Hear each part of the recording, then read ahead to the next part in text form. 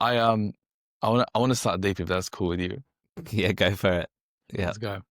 Look, you built a career and and almost an empire of like making people laugh, and you've helped a lot. You've helped bring a lot of joy to a lot of people.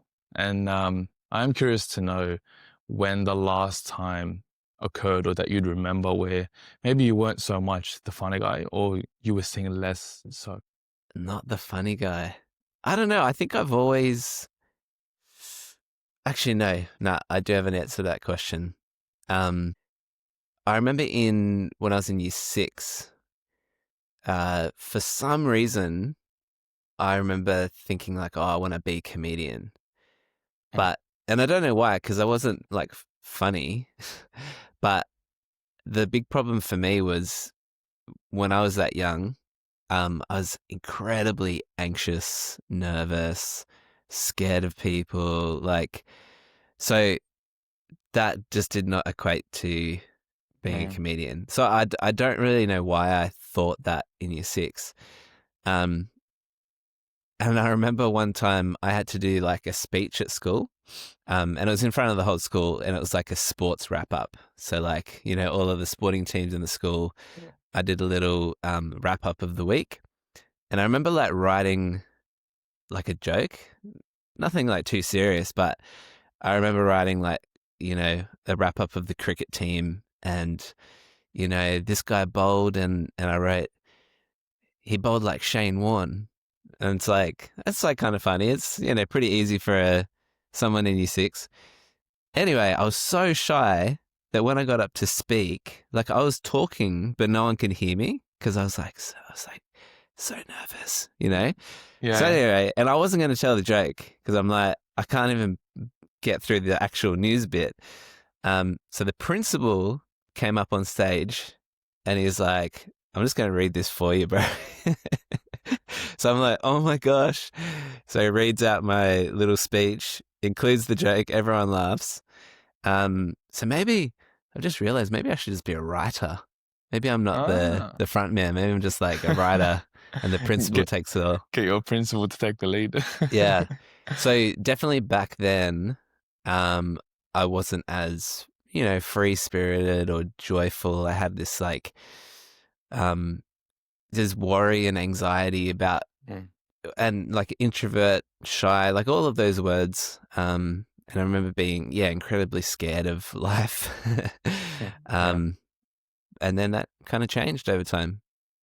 Yeah, I get that. I'm actually really happy we kind of entered this because it's a recent stage I have worked on transitioning out of for a few Mm, years, mm, and I guess some people define it as like you're in your head, and like it's hard to be funny when you're in your head type mm, situation, when all you can think about is yourself and the opinions of others, or if someone's gonna judge you or anything. And I like I know there are a lot of people that still face that or are mm. still kind of worry with that or tackle with that. And I'm wondering, like, what do you reckon kind of shifted? What do you think? Was there a moment or was there a progression where you just started to put yourself out there, started to realize it's not so serious? Yeah. I don't know if you like want to go there, but it's quite a spiritual answer. Um, I was talking to my wife the other day and talk because we're both Christians Oh, and both grew up in the church. Our dads are both pastors. Like, I don't know if we were doomed or we were, always going to end up together. Um, but yeah, we're just talking about the reality of being a Christian and what that means because there's a lot in the Bible that talks about like Jesus changing your life and like in a literal sense that it talks about the old becoming new, like the dead being alive. Like it's not just little bits of changes, it's like full overhaul. And we're just kind of talking about like have we ever seen that in anyone where they were a certain way, they meet Jesus, become a Christian, and then there's a big change and it's like an ongoing change. It's not just like they change for a week and go back to the old way. Um, and like there's a couple of little stories. We couldn't think of any like gigantic ones, but then thought of the change that had happened in me, given what I just told you about how I was as a kid. And for me, the turning point was meeting Jesus and understanding that there's this freedom when I became a Christian, and when I kind of, gave my life to Jesus, or continually gave my worries to him, and like, all those little parts of life, that when I was in control, that scared, the daylights out of me. I was scared of people. I was scared of talking. I was scared of, myself.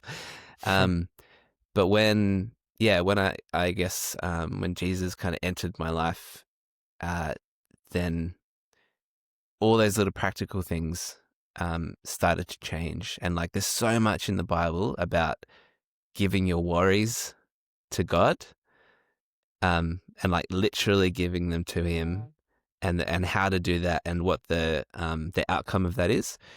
And I think a lot of people, including Christians who would read, those passages all the time, they don't actually take it seriously. And I just remember, even in my teens, like actually taking it seriously. I was just like, I used to play a lot of sport, and I was a bit of a psycho, like most young dudes are. Like, take it way too seriously, get way too angry.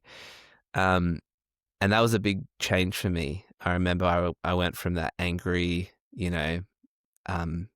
psycho little soccer player. I was like, that's not what the Bible tells me to do. And so, yeah, I don't know whether it was overnight or just like putting it to practice. But from that point, I just enjoyed playing sport. I took all that craziness out of it. I was still competitive. So that didn't change, but it was like, I'm just doing this for fun. And suddenly I'm treating my teammates better. I'm treating myself better. I'm not swearing my head off. So yeah, just that little practical thing of like, don't worry about this and don't worry about that. Because, when you get perspective on life, all those little things fade away. Yeah, that's kind of been my journey. Yeah. The answer is Jesus, but there's so much in that.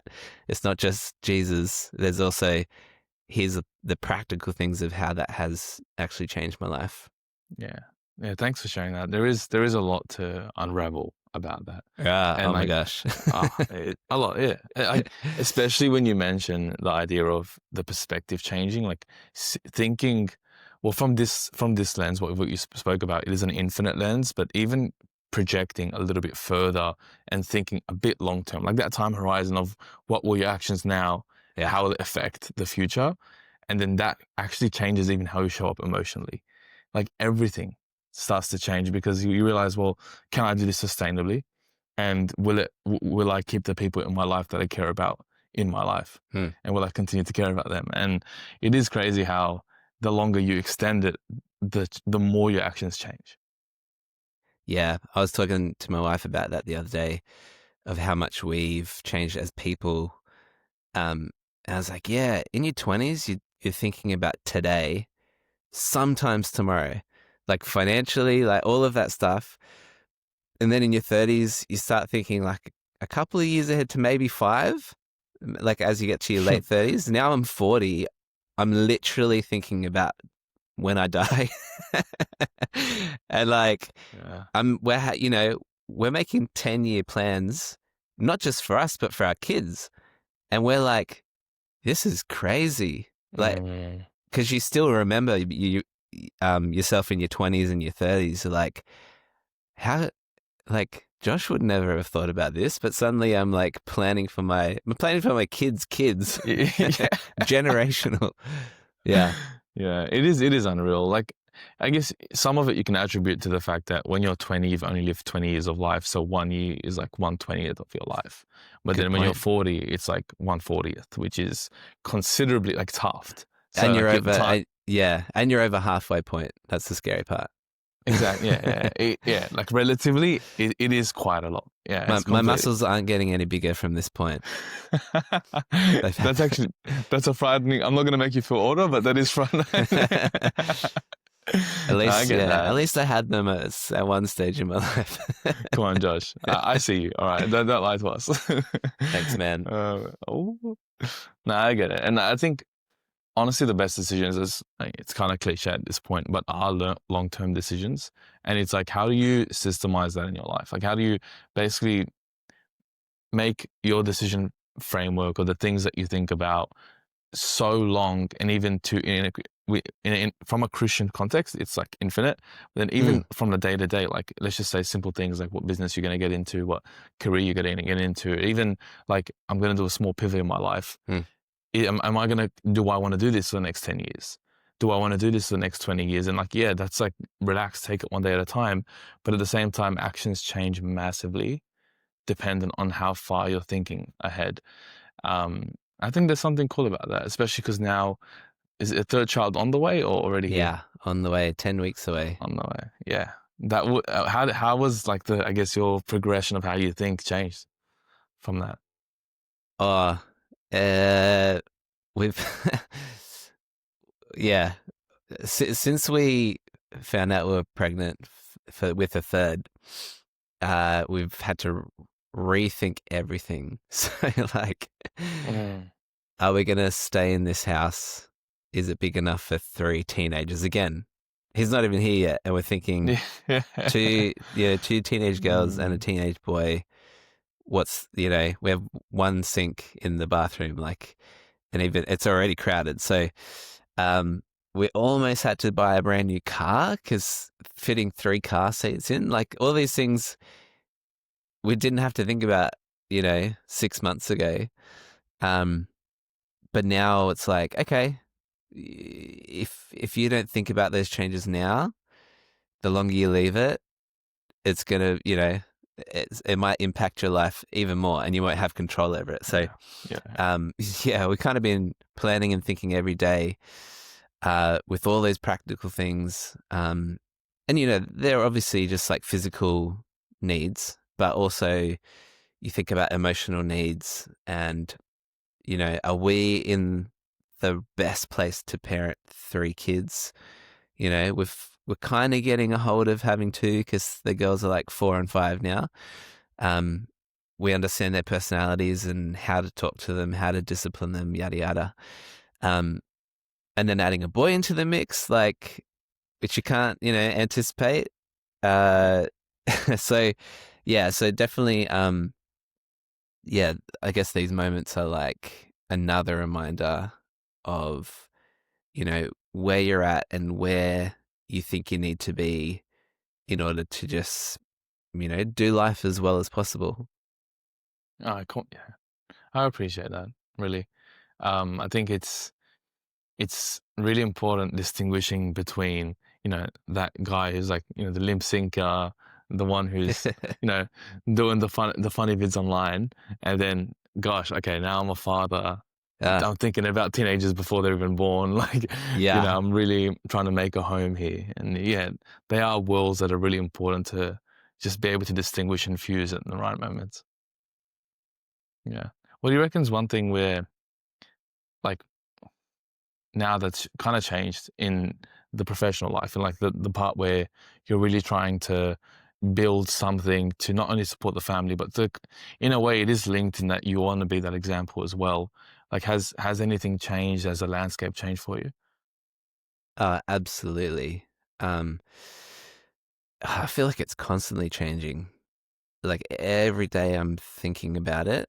Um, like not to the point where it's like distressing me, but um, yeah. Like first of all, it's weird that this is a career, so social media, because that's a very brand new thing.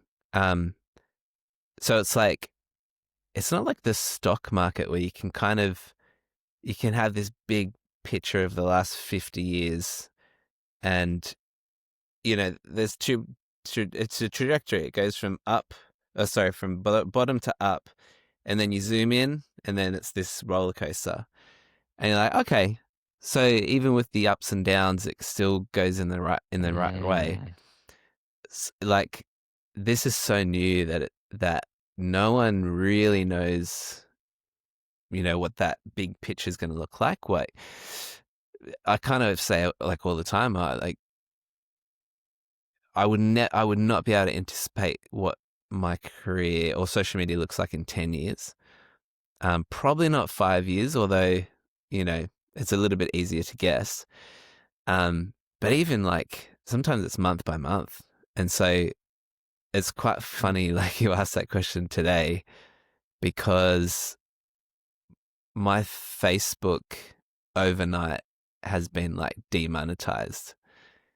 And I'm not quite sure why. I'm trying to figure it out. That's been today's, that's been my job today. Yeah. Now, the reality of that is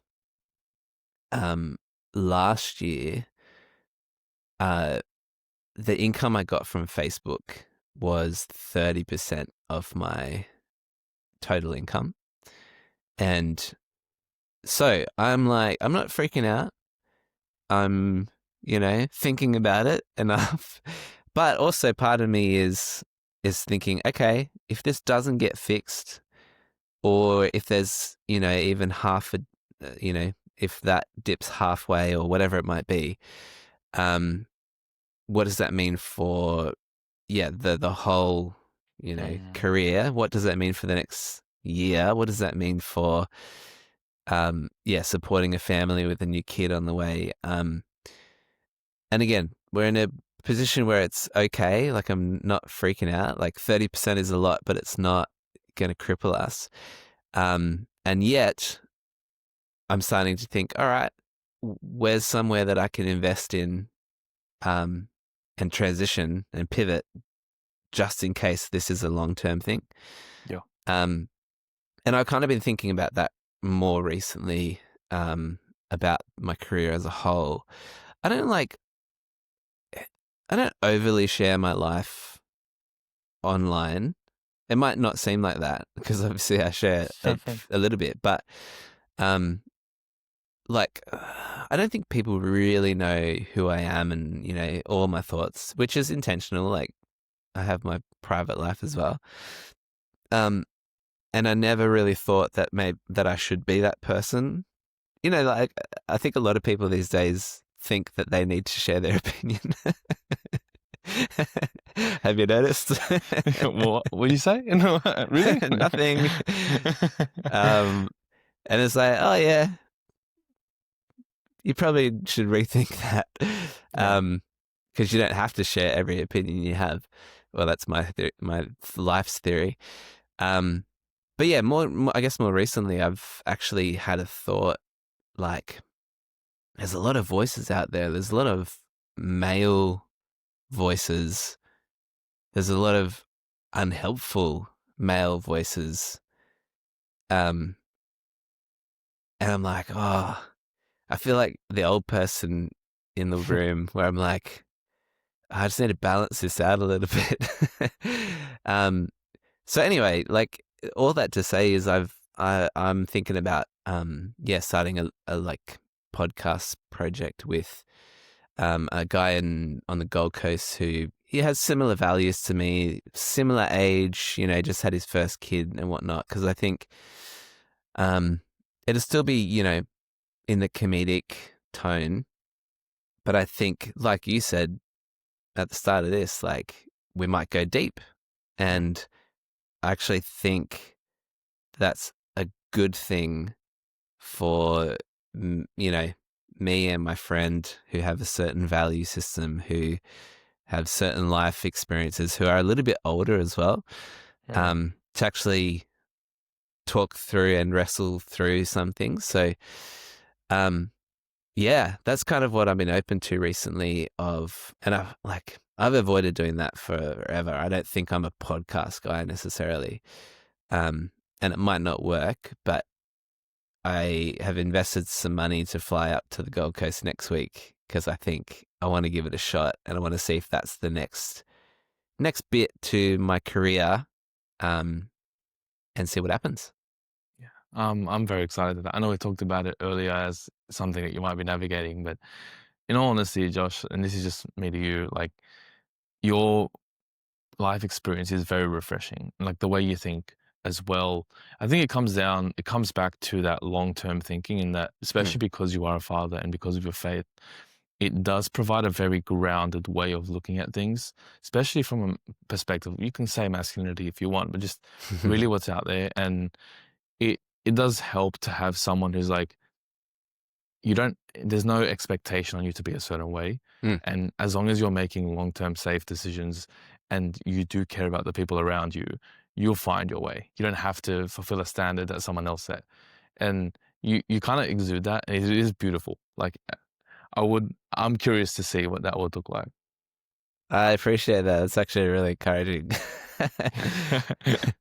No, that's cool. I mean, I'm only stating what's out there. And yeah, I think I'm curious though on like, I guess that topic, a lot of podcasts and being out there and starting to present yourself and almost you can say authentic, but really what it is just revealing more of who you are from a day-to-day life, Right. day-to-day perspective. How much you're someone who in person really presents that, right? Like you're not trying to put up a facade at all when you meet people, especially with me. How much of that do you want to like kind of present? Oh, it's funny you say the word authentic because that's as we've been planning this podcast and like who we are, what we want to be. Like we're almost overthinking it at this point, but that's been my go-to of like as long as we're authentic, that's it. That's the goal. If it turns out we are authentic but not great at podcasts, like that's fine. Like, and I'm totally open to that.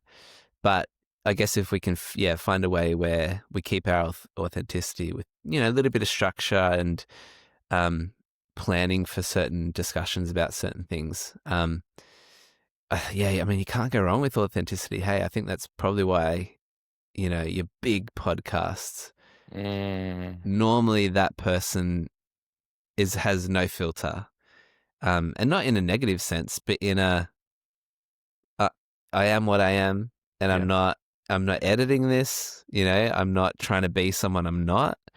I think it's like a balm. Like people, I don't know if that's a biblical thing, but like you have like a skin rash or a burn, and you put like a balm on it, and it soothes it. Yeah. And I think podcasts like that or meeting people that are authentic, it's a little bit of a balm to, the inauthenticity of social media, particularly the highly edited, people trying to be someone they're not. Yeah, I have so much to talk about this. Good. And the whole AI thing, and I think we're kind of in it, but we haven't really seen what's going to happen in that space in a like existential way. So I think the more like I feel like long form unedited podcasts and live shows are going to make a giant comeback. Well, podcasts are already in that vein because did you see the video of the bunnies jumping on the trampoline the other week? Oh, come on, mate. Aren't you a doom scroller? You're too disciplined for that. You revealed me. Okay, there's a video that went viral. This like, a Ring camera caught these bunnies in someone's backyard jumping on a trampoline. It's like, oh my gosh, how cute. Like, oh, like you captured that on your camera, like, when no one's looking, they just want to have fun. Anyway, and we all thought it was real, and I did too. And then the next day it was like, that's AI. And everyone's like, like it's that moment where you're like, we all got suckered in, and now we don't know what's real anymore. And we already were in that place, but because that one was so so convincing. I think that's only going to get worse. And again, the balm to that is authentic, with all the brokenness of people. Maybe crooked teeth will make a comeback. You know what I mean? Like crooked teeth, unshaved. We're going back to the front ages. It's just like, I don't know if you've like, you see online, you follow someone, and then they get a little bit of fame, or they go on reality TV, and then they all go see the same tooth person. Yeah. I think that guy's probably hit me up as well. But then suddenly, like, oh, okay, you're just like everyone else now, which is not true. It's just their teeth. But it's funny how even those little things, you're like, oh, you should have just kept your beautiful natural teeth, because that was part of your face, and now your face is different. I don't know. It's such a small thing, but there's certainly I have that thought often where I see people make these drastic changes because they think that's what they need to do. It's like, no, you just need to be you, be comfortable with being you, and that's the thing that people are going to fall in love with. Yeah. I'm aligned on the long form really hitting that spot and like being that mom, because it almost leads by example in that I'm cool having no edits, no filters. I'm gonna be how I show up usually from a day to day and how I choose to show up every single day, and you're just on the journey with me. And showing that through longer forms of content, like forcefully unedited, hence being live, form of content. It's like it is a beautiful thing to start seeing a transition happening towards. I like that. I really like that, and I like that you're going towards there too, because I think there is a strong dialogue that I'd like to see unravel with you as well. Um, I think if I were to kind of attribute it to something, it'd probably be that our primal brain that's overstimulated by short form and over edits is kind of like sick of it. It's like it's completely full. It's like there's really no more space or real estate to fill up anymore. And then that part which craves deep connection hasn't been filled. And if anything, there's a stronger void happening there. Whether that's the frontal lobe of the part of you that goes, wait, if I really think about this, it's kind of fake. And I think that part is really craving that long form, unhindered, unmolested connection. And yeah, man, like I think the characters out there that don't put that face up in their day-to-day life and just naturally start filming it, they're going to get the majority of that crop, or you're the majority of that crop, which, yeah, it's cool to see that that's where you're heading. We'll see. I haven't recorded it yet. It's next Thursday. This time next week, we'll either be setting up and stressing about lighting and audio, or we'll be sitting down having our first conversation.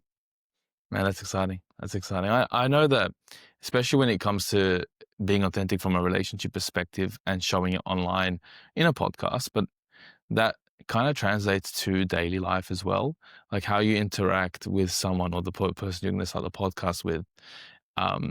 There are a lot of similarities with how you show up in an intimate relationship or in business relationships and etc. I don't know if a lot has changed since having a third, like knowing that a third kid's on the way, or if the past changes and shifts in landscape has also changed that. But do you reckon, like intimately, your relationship, you've kind of started to approach it differently as well? Like with my wife? Yeah. Yeah, I think it's just like it's so real, and the more life goes on, it's just like, yeah, it's such a different life to like when you're dating. Which is cool, but it's also scary thinking back to when you were dating, or even thinking about relationships that you were in and you thought, oh, this is going to be like this forever. And it's like, yeah, I mean, 1,000 dirty nappies kind of changes things, yeah, it's like, and it's not a bad thing at all. And I'm like, it's just different. And I think that realness is a really solid thing to have. Because like when you're dating, it's not like it's not real, but they say you're in like your honeymoon period.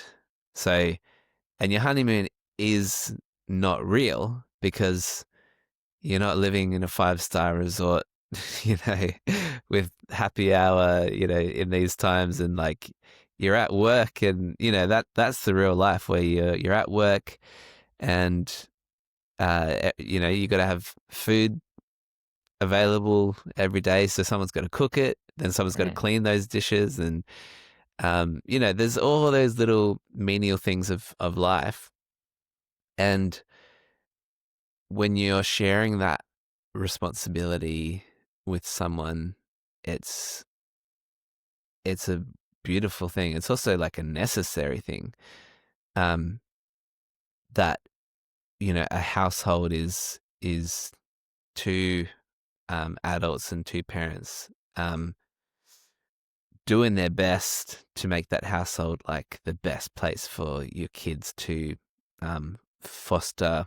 I don't know, everything, their Mm. safety, their understanding of the world, their value system, practicing that value system, seeing how mum and dad interact, which will determine possibly the people that they end up with.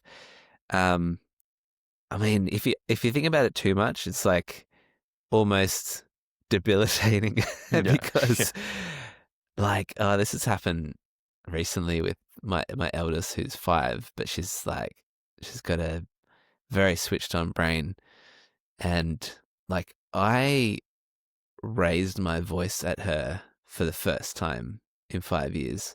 And probably for the first time in my life, I raised my voice. And it wasn't even that raised. Like, Yeah. it was just like, I'm trying to get her attention. She's not doing the thing that I've asked her to do. Um, and like, her reaction was just like, Dad, you've just stabbed me in the heart. And I'm like, ah, like, it's those moments where I'm like, I've got to be really careful because, like, that's the memorable thing. It's not for the last 5.5 years where I've been chill and been reasonable and Mm. patient with her. It's the one time where I slightly raise my voice and it's kind of shocks her and scares her. And my wife had a similar thing as well with her. And we're just like, oh man, we got to be careful because those, unfortunately, those memories stand out. And you look back on your childhood, and whether it was good or not, like you often remember uh, some of those crazy moments where you're like, oh man, I remember that one time that my dad swore. I don't, I Yeah.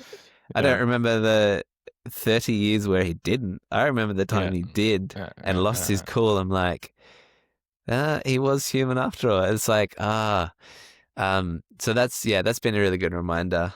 Yeah. Yeah. And yeah, just doing it with someone you love and someone you respect. I'm very lucky. Yeah. It is that's so refreshing hearing.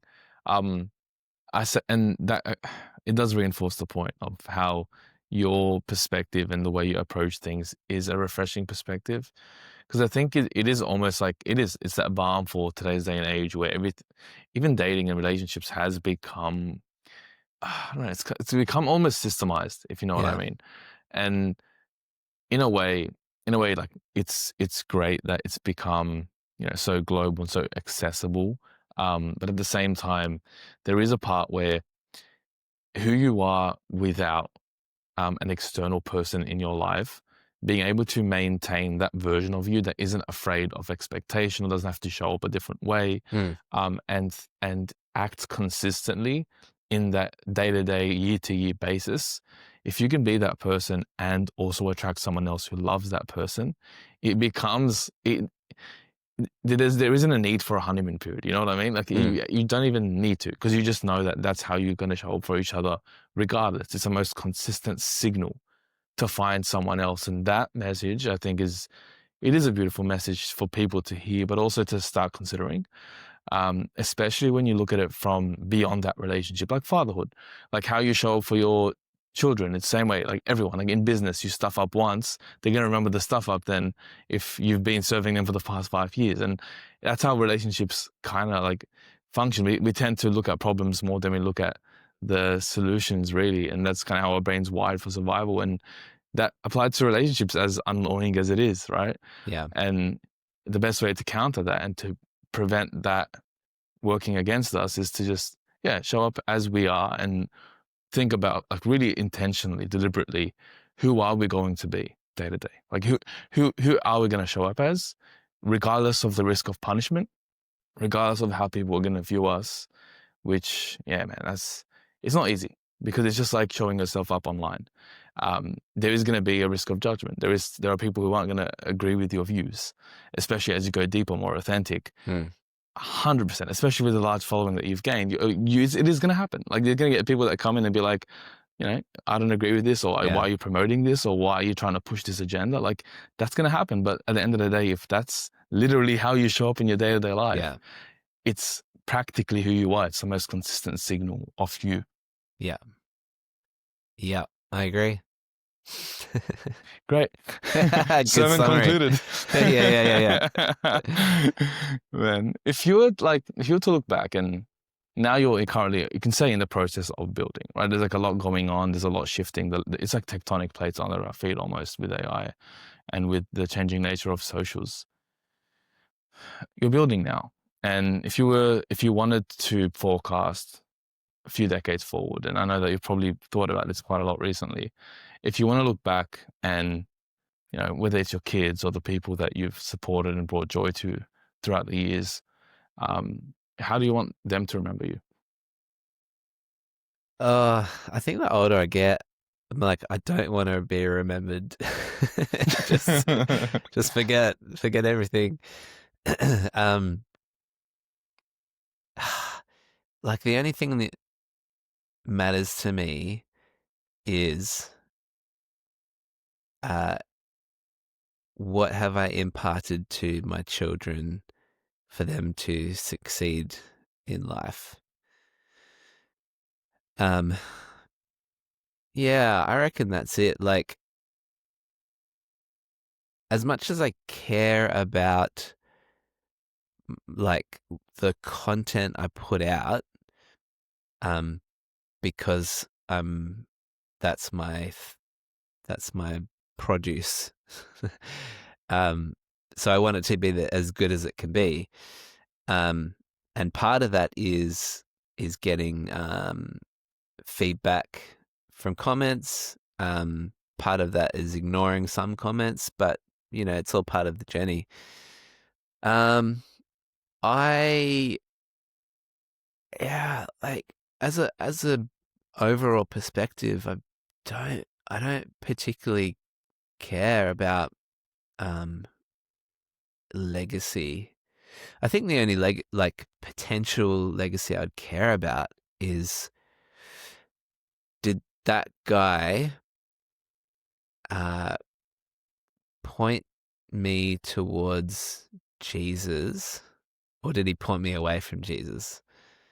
And I've certainly met a lot of Christians in my life that pointed away from Jesus. As in, you met them and you thought, I do not want to meet the guy that they are following, because there's something, it's not working, buddy. But when you meet that person, that their life and the way they live points towards a different hope and a different value system, and something that's just like so beautiful you can't even describe it. If I can live my life and that is what I've done, that's a real win for me. And not a win for me, but it's just like, okay, I did what I said I was going to do. And that's kind of the hardest thing to achieve, right? Like, I'm going to wake up tomorrow at 8 a.m. Did I do it? Nope. I'm going to eat healthy tomorrow. Did I do it? Nope. But when you actually start to nail those things, it's like, did the things matter? Not really. But what you say and what you do aligns. You can't do much better than that. Yeah. Well, it's such a feeling. It's the best feeling. It's the best evidence of who we are, really. It's scary. Yeah. It's kind of like, now I've got to be careful what I say. Yeah. Well, that's right. Yeah, you either over promise, under deliver, or under promise, over deliver. But if you could just, if you can meet in the middle and be like, I'm just mid, not in a bad way. I'm just neither here nor there. And that's what I'm going to give you. And then maybe sometimes I peak, just one afternoon, I'm just like, I'm a little bit better. But I guess going the other way is what I'm trying to avoid, like saying I'm one way and then, not acting like if I was, that's why I've kind of avoided doing podcasts, because I'm like, as soon as you put out what you think, then you've actually put a bar there, and then people judge you on that bar. The Bible says that like leaders and pastors will be judged twice as hard. And I think that's part of it, is like, that's because you're on stage every week saying, this is how we've got to live. And then suddenly you also have to live. So if you're not living up to that bar, whereas the person in the seat, they might still agree with the bar, but they're not the ones saying, we've got to live by this bar. Oh, yeah. So basically, the Bible basically warns, like, it's like, you want to be a leader? I would probably rethink it, because it's going to be difficult. I completely get that. The one thing I share with you is that I also am a pastor's kid. Oh, there you go. In that, PK. so it's like we've seen, like, yeah, little PK. We've like we've seen it. We've seen how our parents react to that pressure, like in real time. Like there's no filters in the home, right? Yes. And it isn't an easy. It's not easy. It's not for the faint-hearted. And I think that rule applies even more to anyone in a leadership position.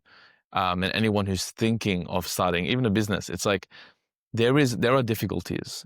There are difficulties that exist, and if you are willing to compound on what you say and delivering it with what you do, then that confidence is built through evidence over a long period of time that is directly linked to the person who you're going to show up to as every single day, then okay, cool. I think it's a sustainable way to do it. Yeah. And in a way, there is some anxiety around it. And I think even as a whole, like even the world is experiencing a bit of that, in that it's like, who do I have to be? I'm comparing myself to people online. I'm worried about how people are going to see me. And it's really what you said is really like it makes everything a little bit better when you say, I don't care too much about legacy, and I just kind of care about like helping me doing my job. Because it does remove us a little bit and allows us to understand we are just literally, like, we zoom out enough on a Google map, we can't even see ourselves. And then if you zoom out a little bit even more, you can't even see the earth. Yeah, and it's like, come on, like you're thinking you're gonna have a legacy, and like to that extreme, it's like, why? It really doesn't matter. But then at the same time, because of that fact, then because that doesn't matter, why don't you just do things that matter to you day to day, that aren't affected by other people? And it's, I think there is, that message is spreading. I want it to be a little bit more amplified, and I do see that in you. Well, thank you. Well, they say, like, practice what you preach. But I think what I'm saying is preach what you practice. That's way easier. You know what I mean? Yeah. It's it's way easier to just, like, and that's what I'm saying about this podcast is, like, I'm practicing whatever that means. Like, it's just my personality. And now I think I'm comfortable in revealing that. Again, it's not preaching. It's just, I'm happy to, maybe I turned 40 last year. Maybe that's the mark. The mark where it's like, oh, you really don't care anymore. Like, nope. But yeah, I like that. Preach what you practice. It's not, it's a different equation. You do first and then talk about it, rather than talking about it and then trying to live up to that. I think that's a recipe for success. Like, I'm very business oriented when I hear that, because I go, the best businesses don't even have to necessarily overly promote, because their work is so good. Like, people just refer their work, or if they show their work online, people go, "Whoa, this is amazing." Yeah, and that's why, like, UGC, user generated content, like of their users using it, is like, wow, look at that. And even the best people, like the best people I've known personally, are the people that they don't talk about themselves. Other people in closed rooms talk about them. Amen. And it's and when I hear that, my respect for that person, oh, man, we can't, like, it's innumerable, because it's like this guy is so comfortable not getting praise. Yeah, he just doesn't never talks about it. Yep. But because his practice is so loud, I heard it, and he didn't have to preach. You know? Yeah. I feel like I'm Pastor Josh again, but Let's go. there's a Bible part, there's a bit in the Bible, live such good lives that people see what you do and they praise God, basically. That's like a abridged version. But yeah, it says do the living first, and the living should do all the work for you, basically.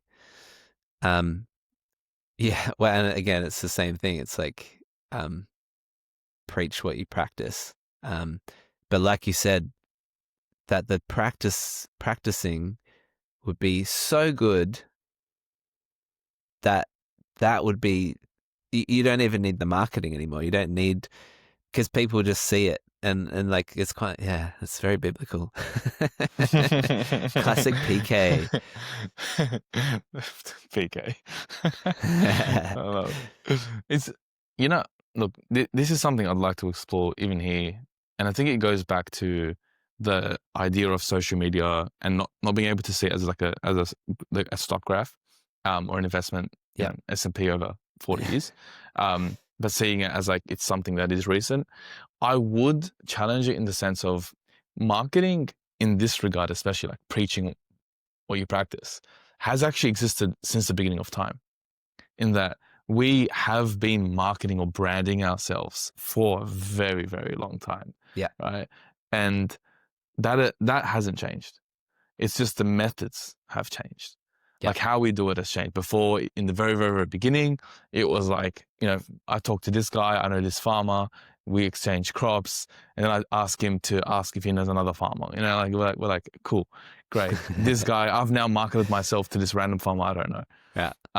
And that has, through time with newspaper, obviously has changed, because like you get print and you spread it out, and then that goes to TV or radio, and then it goes to web, and then all of a sudden social media. It's like, whoa, that's a bit accelerated, and now it's like, holy, like it's a whole different level. Yeah.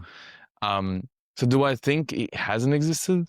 I think it's just existed in different realms or in different ways. And for me, what I like to do, at least from a being able to predict or to look at how it's happened before, I'm like, what worked back then? Like what worked back then? And I know this is not to make it religious, but even if we look at Jesus and we look at his marketing approach, let's just say that. Let's just say his social media approach, right? He had 12 followers, 11 followers. 12 followers, but he was good. And people are worried about not having followers, that's, and it's like, what did he do well, and why did it work so well? Like why? And if we look at it, and if you can relate it back to authenticity, like if you look at someone who's so aligned with what they are preaching, you look at the examples of the past, and as a person, he, like that fits it really well. And we can use examples like that. There's a lot of stories, prehistoric, and it's like, all right, cool. Like that is a method. That is a way to live, that is a way to predict what will happen if we continue doing things a certain way. Yeah. It's scary though, because I agree with you. And I'm thinking the way that Jesus did it was the investment in a small amount of people, which is the opposite of how I do my social media. I'm like, spread far and wide, like, get millions of views. Whereas there's actually a different approach.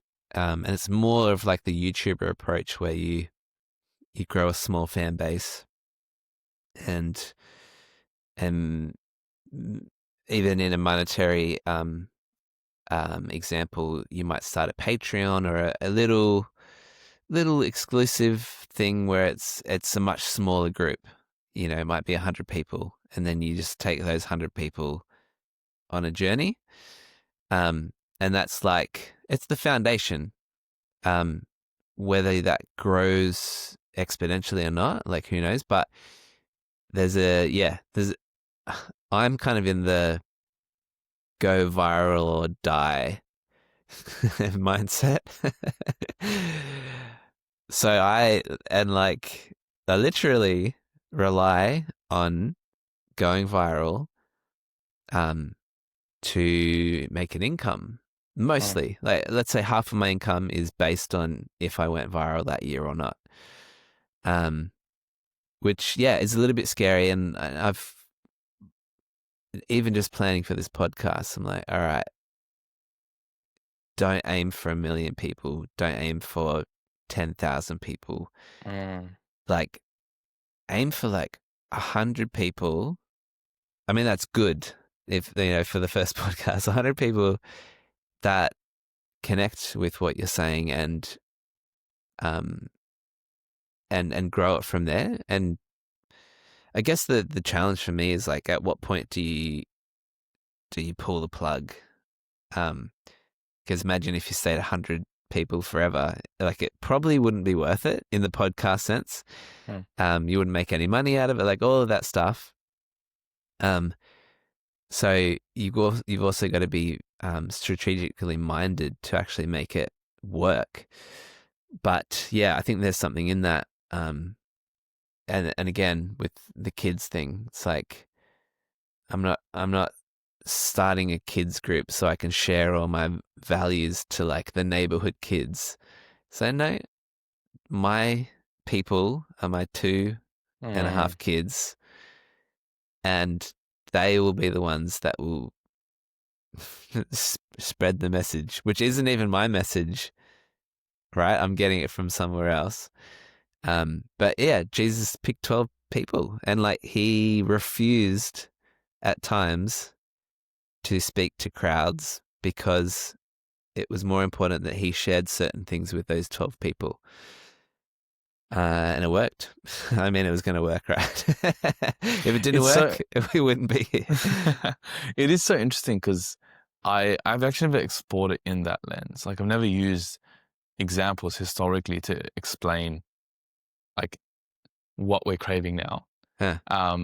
And that connection piece it's huge. Like realistically, we are it's something that is missing. It really is. And the more technological things come, now we're starting to see just communities come up out of nowhere that aren't really related to anything community based, but it just gives people a reason to connect. Mm. It gives people a reason to like kind of just meet. Run clubs.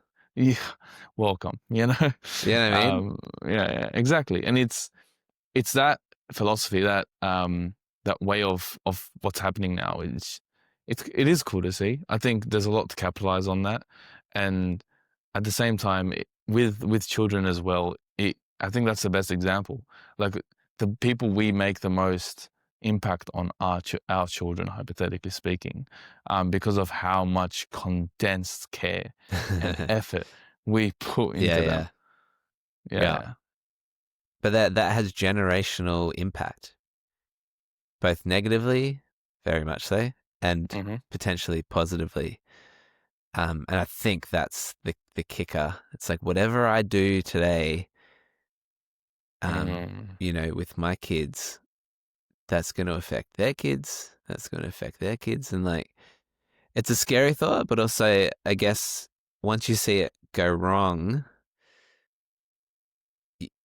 it's a realization that, well, actually, it can also have the same impact in a positive sense. And so I want Yeah. that. I want to try and do that, like Yeah. with all my Yeah. might. I've actually not thought about that. It is high risk, high reward for such a deep connection, which I think that's why people are scared to showcase their life in a long form live manner, because there is high risk, high reward. There is higher risk, higher reward than kind of hiding behind virality. Hmm.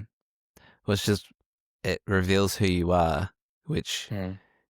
should be scary for everyone Yeah. because like I would hate to have a camera on me every step of the day, because like it'd be weird, and like I'd probably say and do stuff that I wouldn't do in front of people. You know what I mean? And not in a like serious way, but just in a it's a bit weird. You know, like Yeah. I joke with my wife about things that I wouldn't joke about with my kids. You know, it's just a different context. Mm. It's different appropriations. Like, but yeah, I think it's yeah, it's quite revealing for people. And I'm even thinking about this podcast that I'm going to do. I'm like, I want to be authentic, but I don't want to give everyone everything. You know what I mean? Like, Yeah, yeah, because yeah. even that's not necessarily helpful. I don't know. It's really cool seeing you navigate this. I do want to state that, like, even from the way, we're speaking about it now and we're kind of exploring that topic, it's cool to realize that it's not something that's preordained and pre-thought and is kind of scripted. It's like, no, like, eh, what you see online that is pre-edited and perfectly polished, that's not necessarily real life. It's not Yeah. necessarily how people process things. It's cool to see you process it. And I know we talked about this prior. I want to know, because how do you process and show up that authentically, but also are able to show up for your kids, and maintain that safe space with them, even when you feel certain ways? And I know that you mentioned that you grew up in a way, I guess in an environment that there wasn't much fight or flight.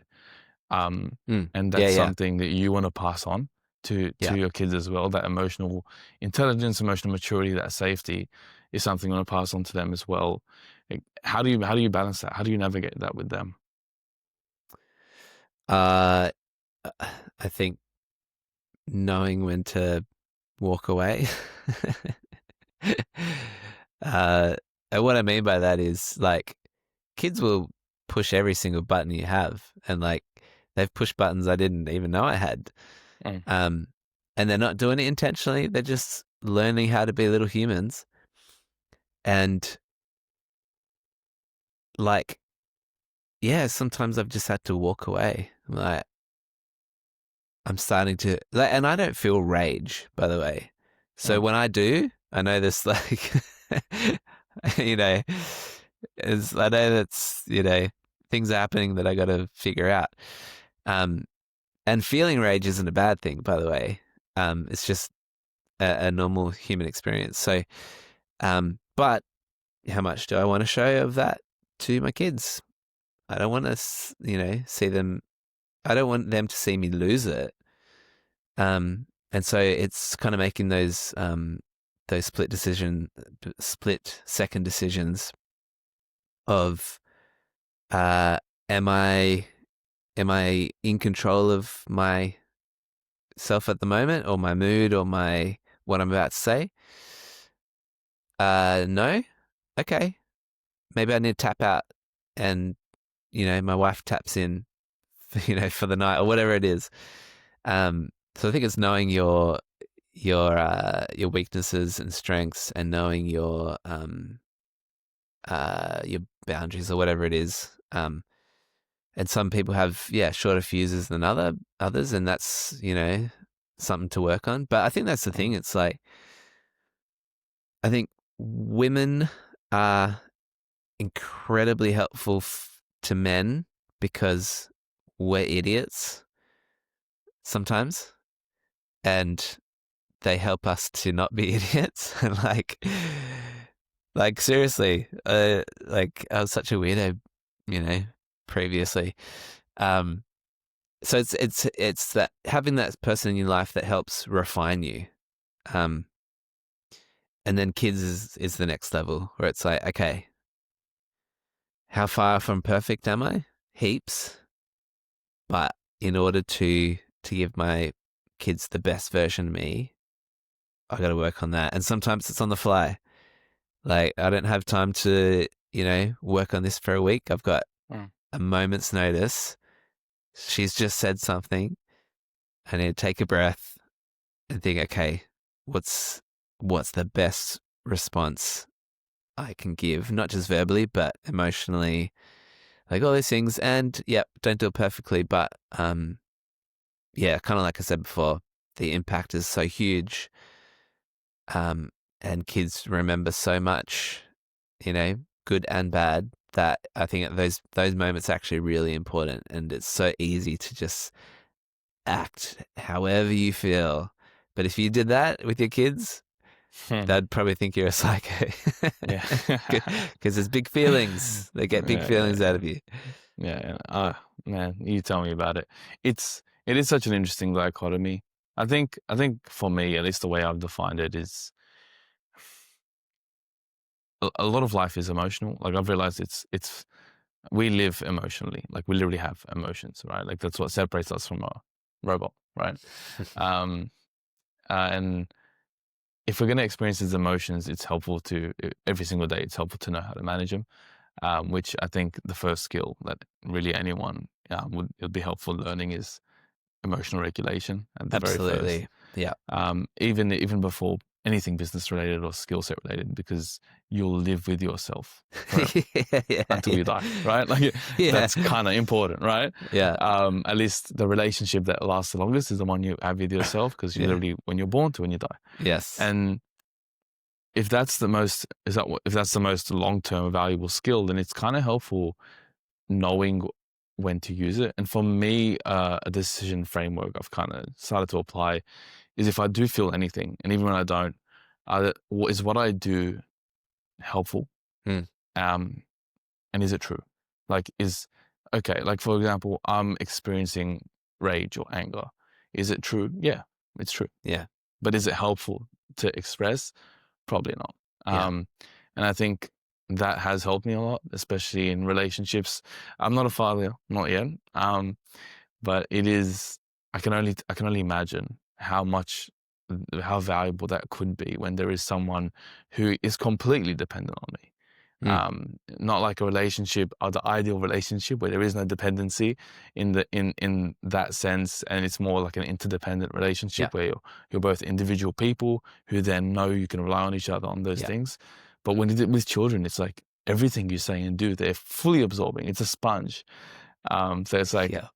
I guess that's why when I've met fathers who are positive role models, they tend to be a lot more grounded and a little bit more stoic, because they know that they're the repercussions of what they do, there is long-term repercussions. And Yeah. I'm pretty sure like you having that experience and being so open about it with your daughter recently, it's like fair. Like that's probably why. Mm. Yeah. I like stoic. It's also that word meek. Again, biblical reference. Because that Jesus is referred to as meek. And I think we normally think of that as weak just because it rhymes.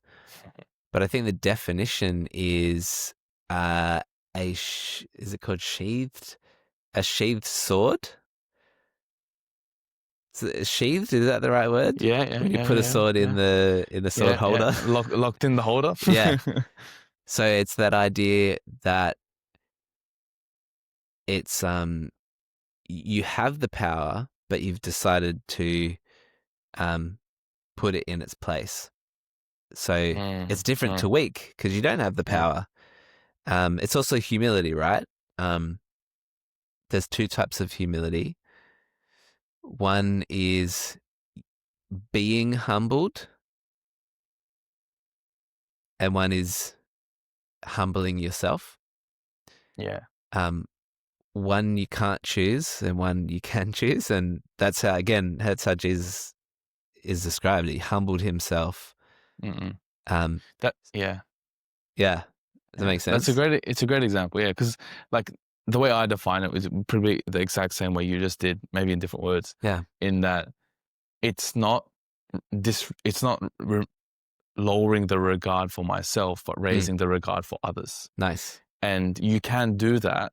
You can have a very high sense of self. It just means your sense for others is a little bit higher. Yeah, So, like a great example would be Jesus, because like I mean, you come as the hypothetical max of confidence or hypothetical max of sense of self, right? Which is literally God.